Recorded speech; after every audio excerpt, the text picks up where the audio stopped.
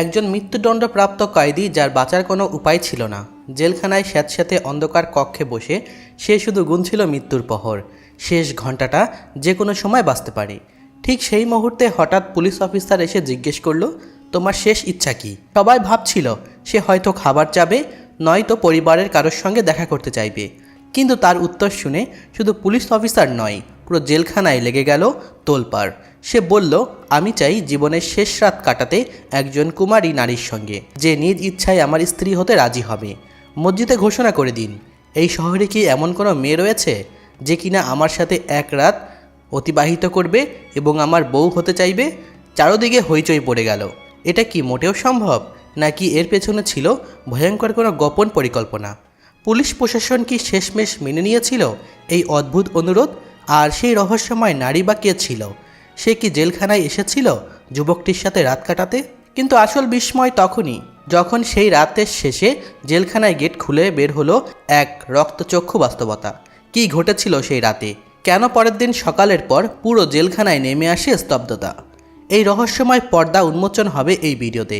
শেষ পর্যন্ত না দেখলে মিস করবেন এমন কিছু যা আপনি কল্পনাও করতে পারবেন না। আমার নাম নাহিদা হোসাইন। আমি 30 বছর বয়সী একজন পুলিশ ইন্সপেক্টর। আমার জীবনের 10টি বছর কেটেছে আদালত, থানা এবং জেলের দেওয়ালের মধ্যে। আমি অনেক অপরাধীকে দেখেছি। কেউ ছিল নিষ্পাপ, আবার কেউ ছিল হিংস্র আর নৃশংস। কিন্তু হ্যাঁ, একজন কয়েদি ছিল যে আমার মনকে এক অদ্ভুত দ্বিধার মধ্যে ফেলে দিয়েছিল। কয়েদি নাম্বার 765। সে কোনো সাধারণ কয়েদি ছিল না। তার চোখে ছিল এক অদ্ভুত রহস্য, যেন সে কোনো অজানা জগতে হারিয়ে গেছে। আমি তাকে একদম নিষ্পাপ বলতে পারতাম না, আবার পুরোপুরি দোষীও বলতে পারবো না। যখনই আমি তাকে দেখতাম মনে হতো সে চিন্তায় একেবারে ডুবে গেছে। তার মুখে ছিল এক অদ্ভুত প্রশান্তি, কিন্তু সেই প্রশান্তি যেন এক অজানা বিস্ময়তায় ঢাকা ছিল, যা আমাকে সবচাইতে বেশি কষ্ট দিত। তা হলো, সে ছিল মাত্র 20 বছর বয়সী যুবক। পৃথিবীকে ভালো করে দেখাও হয়নি তার, অথচ তাকে চিরদিনের জন্য এই পৃথিবী থেকে বিদায় নিতে হবে। সে খুব কম কথা বলতো, যেন তার ভাষা হারিয়ে ফেলেছে, বা হয়তোবা সে কিছু বলতে চায় না। বহুবার আমার ইচ্ছা হয়েছে তাকে প্রশ্ন করি, তুমি কি এমন অপরাধ করেছিলে যার জন্য তোমার শাস্তি মৃত্যুদণ্ড? কিন্তু তার মুখে যে হতাশা আর এক অজানা শূন্যতা ছিল, তা দেখে আমার ভাষা যেন থেমে গেল। কিন্তু 765 নাম্বার কয়েদির দিকে তাকালে এক অদ্ভুত কোমলতা অনুভব করতাম, যেন আমার ভেতরে এক অজানা প্রশ্ন জেগেছিল। তবে জেলের নিয়ম ছিল কঠোর। এখানে কয়েদিদের সঙ্গে ব্যক্তিগত সম্পর্ক বা সহানুভূতিশীল প্রকাশ করা সম্পূর্ণ নিষেধ। আজ আমি একটি নির্দেশ পেয়েছি, 2 দিন পর কয়েদি নাম্বার 765-কে মৃত্যুদণ্ড দেওয়া হবে। এই সময়ের মধ্যে তাকে শেষবারের মতো তার মায়ের সঙ্গে দেখা করার অনুমতি দেওয়া হবে। এই নির্দেশনাপত্র হাতে নিয়ে আমার মন অস্থির হয়ে উঠল।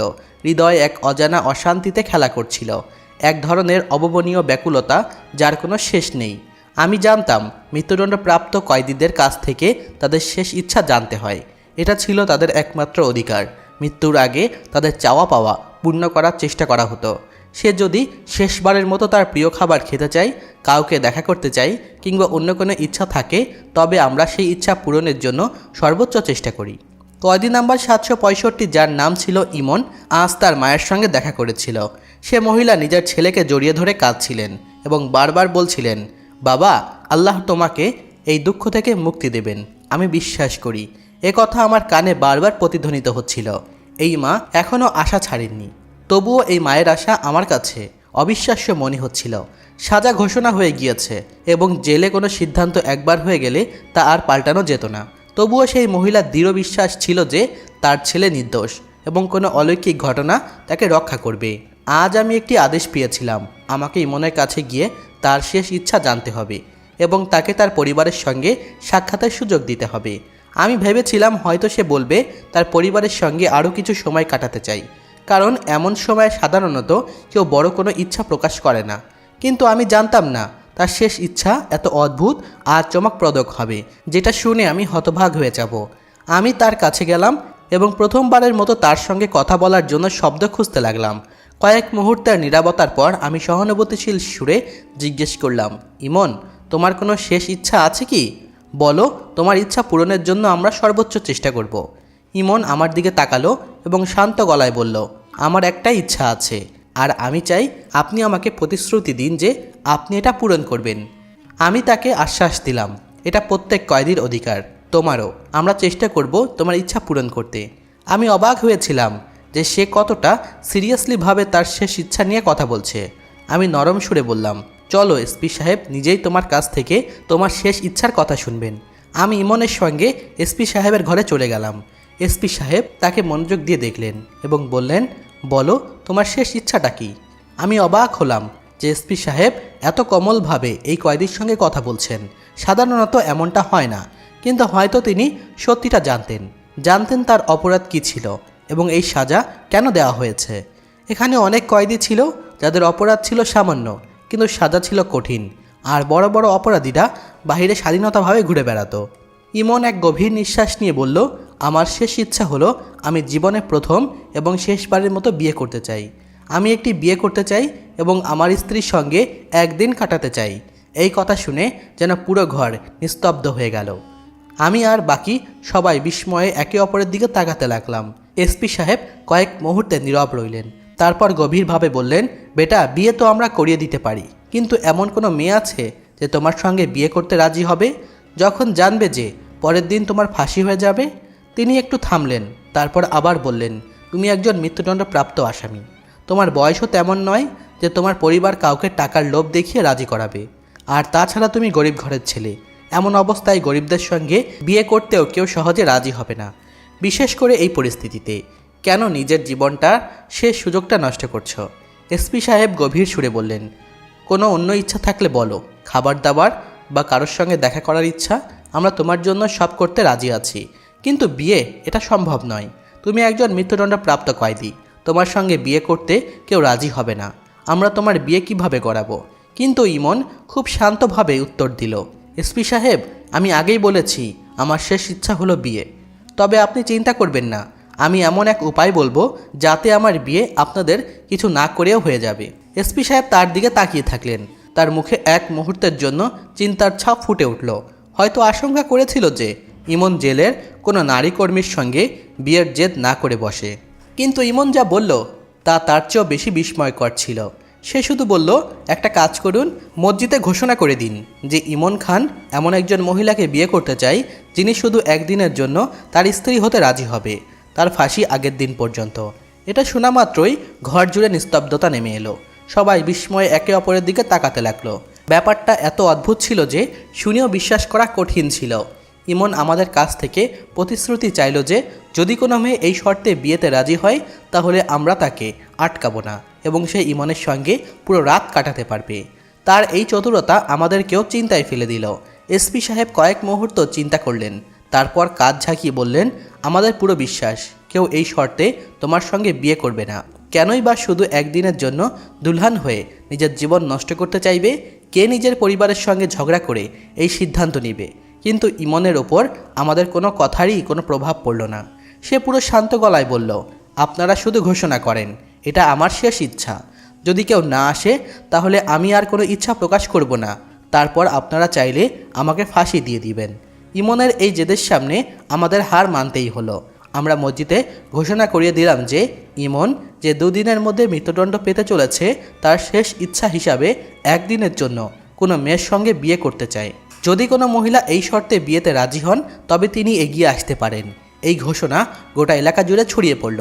তবে আমাদের মনে একরকম নিশ্চিত বিশ্বাস ছিল যে কেউ এমন শর্তে সামনে আসবে না। ইমন ছিল এক গরিব পরিবারের ছেলে এবং আমাদের দৃঢ় বিশ্বাস ছিল যে কেউই এই শর্তে তার সঙ্গে বিয়ে করবে না। তবুও আমরা তার শেষ ইচ্ছা সম্মান রেখেই ঘোষণা করে দিলাম। আমাদের কাছে এটা যেন এক হাস্যকর ও অবাস্তব ব্যাপার মনে হচ্ছিল। কিন্তু ঠিক 1 ঘন্টা পরে এক পুলিশ কনস্টেবল দৌড়ে এলো এবং খবর দিল জেলের দরজায় একটি মেয়ে উপস্থিত আছে যিনি কনে সেজে এসেছে এবং তার সঙ্গে একজন মৌলভী সাহেবও আছেন। এই কথা শুনে আমি এবং এসপি সাহেব অবাক হয়ে বাহিরে গেলাম। আমাদের সামনে দাঁড়িয়ে ছিল এক তরুণী যার বয়স আনুমানিক 17 থেকে 18 বছর হবে। সে সত্যি সত্যি কনে হিসাবেই এসেছিল, সম্পূর্ণ বিয়ের পোশাকে সেজে। তার পাশে দাঁড়িয়ে ছিল একজন আলেম যার হাতে ছিল নিকাহ রেজিস্টার। এসপি সাহেব গম্ভীরভাবে জিজ্ঞেস করলেন, মৌলভী সাহেব, আপনি কে? আর এই মেয়েটি কে? মৌলভী সাহেব উত্তর দিলেন, এই মেয়েটি আমার কাছে এসেছিল এবং বলেছিল যে তাকে আমি ইমনের সঙ্গে নিকাহ পরিয়ে দিই, কারণ ইমন একজন মৃত্যুদণ্ডপ্রাপ্ত কয়েদি। আমরা সবাই স্তম্ভ হয়ে গেলাম। মৌলভী সাহেব কথা চালিয়ে গেলেন, আমি একাধিকবার তাকে বোঝানোর চেষ্টা করেছি, মেয়ে তুমি কেন নিজের জীবন নষ্ট করতে যাচ্ছ, কিন্তু সে তার জিদে অটল ছিল। সে বলেছে সে শুধু ইমনের সঙ্গেই বিয়ে করবে, এটিও তার শেষ ইচ্ছা, কারণ সে ইমনকে সত্যিকারে ভালোবাসে। এটা শুনে জেলে নীরবতা নেমে এলো। আমাদের বিশ্বাস হচ্ছিল না যে ইমনকে কেউ এতটা ভালোবাসতে পারে যে তার জন্য সব কিছুই ত্যাগ করতে রাজি হয়ে যাবে। এই ঘটনা যতই অদ্ভুত মনে হোক না কেন, আমাদের এর বিরোধিতা করার কোনো অধিকার ছিল না। আমাদের কাজ ছিল কেবল কয়েদিদের শেষ ইচ্ছা পূরণ করার। অবশেষে নিকার আনুষ্ঠানিকতা সম্পন্ন করার জন্য মৌলভী সাহেবকে ভেতরে ডাকা হলো এবং ইমনকে তার সেল থেকে বের করে জেল অফিসে বসানো হলো। মৌলভী সাহেব ইমনের এবং মেয়েটির নিকা পড়িয়ে দিলেন। নিকা সম্পূর্ণ হওয়ার পরে ইমন হাসি মুখে বলল, চুক্তি অনুযায়ী এখন আমার স্ত্রীকে আমার কাছে পাঠান। আমি তার সঙ্গে কিছু কথা বলতে চাই, পুরানো স্মৃতিগুলো ঝালিয়ে নিতে চাই, শুধু একদিনের জন্য। তারপর সে চলে যাবে। তারপর আপনারা চাইলে আমাকে ফাঁসি দিয়ে দিন, আমার কোনো দুঃখ থাকবে না। আমার ভালোবাসা আমি পেয়ে গিয়েছি, এটা আমার জন্যই যথেষ্ট। ইমনের কথা শুনে আমার চোখে জল চলে এলো। সত্যিকারের ভালোবাসা এমনই হয়, নির্ভীক এবং নিঃস্বার্থ। আমি মনে মনে ভাবছিলাম, কিন্তু আমি জানতাম না যে এই নিকার পেছনে এমন এক গল্প লুকিয়ে আছে যা আমাদের হোশ উড়িয়ে দেবে। এসপি সাহেব হেসে আমাকে ইশারা করলেন এবং বললেন, মেয়েটিকে ইমনের সেলে নিয়ে যাও এবং দরজা বন্ধ করে দাও। আমি আদেশ অনুসারে কাজ করলাম। আমি তাদের দুজনকেই সেলের মধ্যে বন্ধ করে বাইরে বের হয়ে এলাম। আমার মনে হলো কিছুক্ষণ পরই মেয়েটি নিজেই বিরক্ত হয়ে বাইরে বেরোতে চাইবে। কিন্তু সময় যত যেতে লাগলো আমি হালকা হালকা ফিসফিসানির আওয়াজ শুনতে লাগলাম। মনে হচ্ছিল যেন কেউ কিছু একটা খোলার চেষ্টা করছে। আমার সন্দেহ হলো হয়তো সেলের দরজা ভাঙার চেষ্টা করা হচ্ছে, কিন্তু আমি নিশ্চিত ছিলাম এটা সহজ কিছু না। দরজা খুব বড় এবং মজবুত তালা লাগানো ছিল। আমি আমার দপ্তরে ফিরে গেলাম এবং ভাবনায় ডুবে গেলাম। কিন্তু হঠাৎ করেই জেলের ভেতর থেকে এক হৃদয় বিদারক চিৎকার ভেসে এলো। আমি সঙ্গে সঙ্গে উঠে দাঁড়ালাম এবং দৌড়ে ইমনের সেলে গিয়ে দেখলাম কি হয়েছে। আমি ভিতরে উকি দিয়ে জিজ্ঞেস করলাম। সেই মেয়েটি যে কনের পোশাক পরেছিল সে ঘোমটা নামিয়ে দাঁড়িয়েছিল। তার নিঃশ্বাস অগোছালো আর তার পুরো শরীর কাঁপছিল। আমি যখন তাকে ভালো করে লক্ষ্য করলাম তখন সে কাঁপতে কাঁপতে বলল, আমার সদ্য স্বামী কোনো দোষ করেনি, সে নির্দোষ। তখন ইমন চুপ করে এক কর্নারে বসেছিল এবং তার মুখ থেকে কোনো আওয়াজ বের হচ্ছিল না। যদিও আমি অপরাধের ব্যাপারে কিছুই জানতাম না, হাজারবার জানার চেষ্টা করেছি কিন্তু জানার সময় হয়নি। কিন্তু আজ যখন মেয়েটি আমার সামনে আছে তাহলে জেনে নেওয়া যাক আসলে ইমনের অপরাধ কি আর কেনই বা তাকে ফাঁসি দেওয়া হলো। মেয়েটি আমাদের সামনেই বসেছিল। তার মুখে না কোনো ভয় ছিল না কোনো অনুশোচনা। সে সম্পূর্ণ শান্ত ভঙ্গিতেই বলল, আপনারা ইমনের সঙ্গে ভালো ব্যবহার করেননি, সে মৃত্যুদণ্ডের যোগ্য ছিল না। আমি রাগে বললাম, এটা সময় প্রমাণ করবে। সে আমার চোখে চোখ রেখে বলল, সে নির্দোষ আর সেটাও সময় প্রমাণ করবে। তার কথা শুনে আমার রাগ আরও বেড়ে গেল, কিন্তু আমি কিছুই করতে পারছিলাম না। যদিও ইমনের মা বাবার কাছে পৌঁছে আসল সত্য জেনে নেওয়া উচিত, এটা ভাবনা আমার মনে এসেছিল। কিন্তু তারপর আমার মনে হলো কেন না এই মেয়েটি থেকে জিজ্ঞেস করি, হয়তো সে নিজেই সত্যটা বলে দিবে। আমি মেয়েটির দিকে তাকালাম এবং গম্ভীরভাবে বললাম, আমার তোমার কাছে দুটো প্রশ্ন আছে আর আমি আশা করি তুমি সত্যি করে উত্তর দিবে। সে কোনো দ্বিধা ছাড়াই বলল, আমি ইমন সম্পর্কে সব সত্যি কথা বলতে প্রস্তুত। আমি বিস্ময়ে তার দিকে তাকিয়ে রইলাম। সে এখনও ইমনকে স্বামী না বলে ভাই বলছিল। আমি কঠোরভাবে জিজ্ঞেস করলাম, তুমি কি তাকে সত্যি ভাই মনে করো নাকি সত্যি সে তোমার ভাই ছিল? তোমরা দুজনই মিলে এই নাটক কেন করছো? সে চুপ মেরে গেল, যেন কোনো গভীর চিন্তায় ডুবে গেছে। তারপর সে এমন একটা কথা বলল যেটা শুনে আমার হুঁশ উড়ে গেল। না সে আমার আসল ভাই? মেয়েটি সোজাসুজি উত্তর দিল। আমি কঠোরভাবে বললাম, তাহলে তুমি এসব করলে কেন? কিন্তু মেয়েটি একদম শান্ত ছিল। সে আমার চোখে চোখ রেখে বলল, বিশ্বাস করুন এমন কিছু হয়নি। সে খুব শীঘ্রই ছাড়া পাবে। সে ভালো করেই জানে সে কোনো দোষ করেনি। আর সবচেয়ে গুরুত্বপূর্ণ বিষয়, এখন তো সে আমার সঙ্গে বিয়ে করেছে, আমি তার দায়িত্ব। তার কথা শুনে আমি অবাক হয়ে গেলাম। সে এত নিশ্চিত হয়ে কিভাবে বলতে পারে যে ইমনের ফাঁসি হবে না, তাকে ইমন ছেড়ে যাবে না? এই কথা কি আদৌ সত্য? আমি গম্ভীরভাবে জিজ্ঞেস করলাম, তোমার এই বিশ্বাস কেন তার ফাঁসি হবে না? সে গভীরভাবে নিঃশ্বাস নিল এবং বলল, আপনি যদি ইমনের পুরো গল্প শুনেন তাহলে হয়তো আপনার সিদ্ধান্তও বদলে যাবে। আর তখন আমি বুঝতে পারলাম আসল সত্য কী। আমি চুপ করে গেলাম। আমি জানতাম এই মেয়েটি এখনও তার কথাই অনড়। যদি আমি তাকে আরও প্রশ্ন করি তবে হয়তো সে আরও কিছু সত্য সামনে নিয়ে আসবে। আমার নাম নাজিয়া, সে বলা শুরু করলো। আমার বড় বোনের বিয়ে ঠিক হয়েছিল ইমন ভাইয়ের সঙ্গে। ইমন ছোটবেলা থেকেই খুব সাহসী আর নির্বাক ছেলে ছিল। সে ছিল আমার আব্বুর চাচাতো ভাইয়ের ছেলে, মানে আমার ফুফাতো ভাই। আমার আব্বু তাকে খুব পছন্দ করতেন আর তার উপর খুব স্নেহ করতেন। আমারও বিশ্বাস ছিল যখন তারা আমার বোনের বিয়ে ইমনের সঙ্গে ঠিক করে দেয় তখন থেকেই সে আমাদের বাড়িতে আসা যাওয়া শুরু করে। আমি চুপচাপ তার কথা শুনছিলাম। আমাদের গ্রামের পরিবেশ ছিল খুব অদ্ভুত। এক রাতে ইমন ভাই আমার বোনের সঙ্গে দেখা করতে আমাদের বাড়িতে আসেন। সেদিন আব্বু বাড়িতে ছিল না। আর ইমন ভাই আগেও বহুবার আমাদের বাড়িতে এসেছিলেন, কারণ সে এখন আমাদের পরিবারের একজন হয়ে গিয়েছিলেন। সে সময় বাড়িতে শুধু আমার বোন আর আমি ছিলাম। ইমন ভাই পেছনের দরজা দিয়ে ঢুকেছিলেন। আমি সঙ্গে সঙ্গেই বুঝে গিয়েছিলাম সে শুধু তার সঙ্গেই দেখা করতে এসেছে। আমি রান্নাঘরে চা বানাতে শুরু করি আর তারা দুজনেই নিজেদের মধ্যে কথা বলছিল। সব কিছুই স্বাভাবিক মনে হয়েছিল, কিন্তু হঠাৎ দরজায় জোরে জোরে ধাক্কা পড়তে লাগলো। আমি খুব ভয় পেয়ে গেলাম। মনে হলো আব্বু হয়তো চলে এসেছে। আমি তাড়াতাড়ি দরজার বাইরে উকি দিলাম, কিন্তু যেটা দেখলাম তাতে আমার গায়ে কাঁটা দিয়ে উঠল। 3-4 জন লোক দরজার বাইরে দাঁড়িয়েছিল। তাদের মুখভঙ্গি ছিল ভয়ঙ্কর আর উদ্দেশ্য ছিল স্পষ্টভাবেই খারাপ। তাদের চেহারা দেখে পরিষ্কারভাবেই বোঝা যাচ্ছিল তারা সাধারণ কেউ নয়, পুরোপুরি সন্ত্রাসী প্রকৃতির লোক।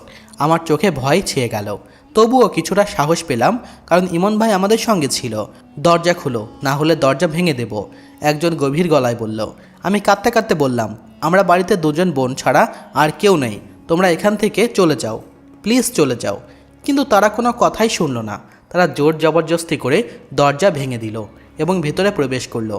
আমাকে এবং ইমন ভাইকে এক ঘরে বন্দি করে আমার বড় বোনকে একের পর এক নরপিচাসের দলেরা ধর্ষণ করে। কিন্তু তখনই আমি এবং ইমন ভাই আমাদের মাথার বুদ্ধি খাটিয়ে সেই বন্ধ করা দরজা খুলে ফেলি। আর তখনই ইমন ভাই সেই ধর্ষকদের মারতে শুরু করে। কিন্তু 6-7 জনের কাছে একজন কিছুই নয়, তারাও ইমন ভাইকে মারে। কিন্তু এক পর্যায়ে ইমন ভাই না পেরে আমাদের বোনের ইজ্জত বাঁচাতে রান্নাঘর থেকে ছুরি এনে প্রত্যেকেরই গলা কেটে দেয়। তারা সবাই একে একে মাটিতে লুটিয়ে পড়ে।